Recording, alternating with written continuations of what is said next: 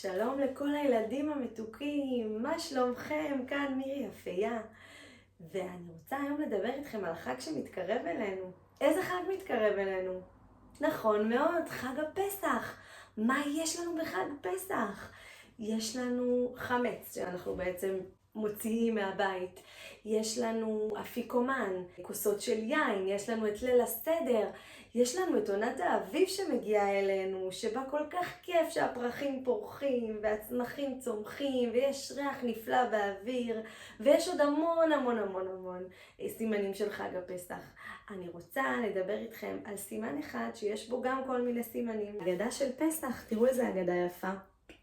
אז בעצם מה יש לנו בתוך האגדה? יש לנו גם את הסיפור של יציאת מצרים, יש לנו גם שירים, יש לנו את 4 הבנים, חכם, רשע, תם ואחד שאינו יודע לשאול.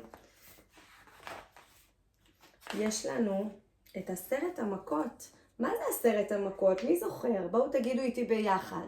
דם, צפרדע, קינים, ערוב, דבר, שכין, ברד, הרבה, חושך ובסוף מכת בכורות.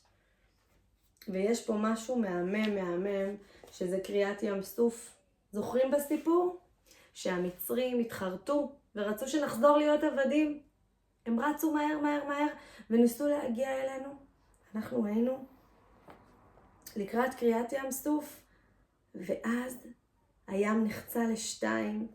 הקדוש ברוך הוא עשה נס שהים יחצה לשתיים והצלחנו לעבור בו, ואז עברנו מעבדות לחירות. חירות, מה זה חירות? חירות זה חופש.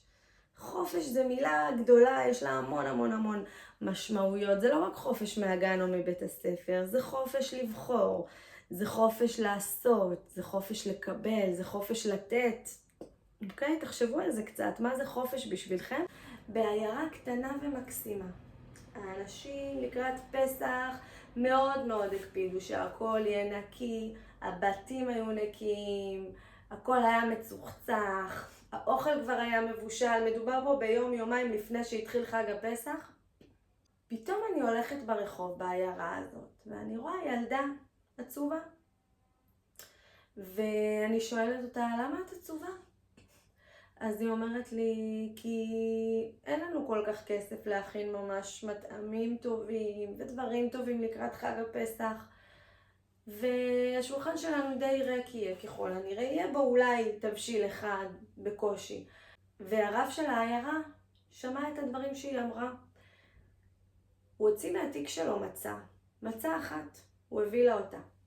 הילדה אמרה לו, תודה רבה רב, אבל מה אני אעשה עם מצה אחת? הוא אמר לה, חכי ותראי. הגיע החג, הם ישבו סביב השולחן, כל המשפחה, והילדה חילקה את המצה בין כל חברי המשפחה. והם פתאום הרגישו שבעים מהמצה. היא כל כך מילאה אותם, החתיכה הקטנה הזאת, שהם הרגישו שבעים, והיא מילאה אותם גם בשמחה ובאהבה, והם שרו ושמחו. ופתאום היה קסם. התפזרה אבקת נצנצים בכל השולחן, והתחיל להתמלא השולחן במטעמים של חג פסח. הכל כמובן היה כשר לפסח, והיה שולחן עם מלא מטעמים. ואתם יודעים למה? השמחה שלהם והאהבה שלהם והשמחה על מה שיש, למרות שלא היה הרבה, אבל הם כל כך שמחו ואהבו את מה שיש להם ואת הביחד ולהיות אחד עם השני, שהשמחה עשתה קסם, הביאה להם שפע של מטעמים והם הפכו להיות עשירים. השמחה היא כל כך אדירה, היא יכולה להביא שפע של המון דברים. שיהיה לנו חג פסח שמח, עם אושר, אהבה, שמחה, וכל המשאלות שרק תרצו ונרצה, יתגשמו. להתראות.